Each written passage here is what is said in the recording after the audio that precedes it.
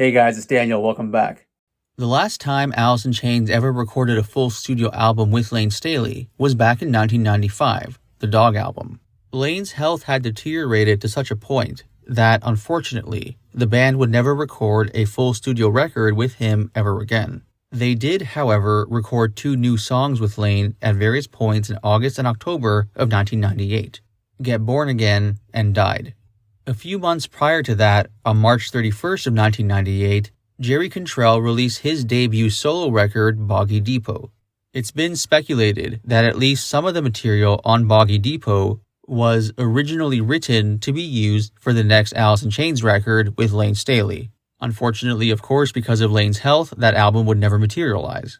Despite the uncertainty surrounding Alice in Chains' future at the time, Jerry Cantrell himself made it clear that Alice in Chains was where his heart was at. He once said the following about his debut solo record, quote, "It's something I never really wanted to do, but the way things have played out, it's like, why not? To be honest, I'd just be happy being the lead guitarist and singer for Alice in Chains. It's always been my first love and always will be. But the situation being what it is, we've been together for a long time. And right now, it's kind of played out. It's time to let it be. We haven't gone public and said that we've broken up because how do you call something like that over? You never want to shut that door. I love those guys, and hopefully we'll be able to do something again, but it won't be for a while." End quote. In March of 2022, Jerry Cantrell was asked the following by journalist Stephen Hill, quote, "The songs that became 1998's Boggy Depot were ideas for the next Alice in Chains album, right?"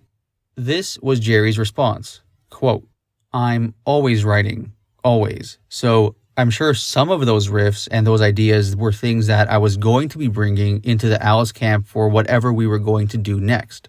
But not everything works for this band. We have things that we bring in that aren't strictly right. I don't know if that's right. I don't know if that's Alice, that kind of thing. But since we weren't going to tour, and it didn't look like we were going to tour for a while, I took the chance and made the solo album. I was lucky enough to have the support of drummer Kinney. Otherwise, I probably wouldn't have done it. He is my best friend and my confidant in this band, so it was important to have him on board.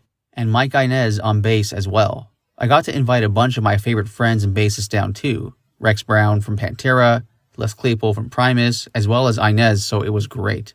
It scared the hell out of me though. I've never been the guy at the front and center of the stage, and that is really by design. It was a change, but I think it was a good thing to do, because it's a really interesting and cool rock record.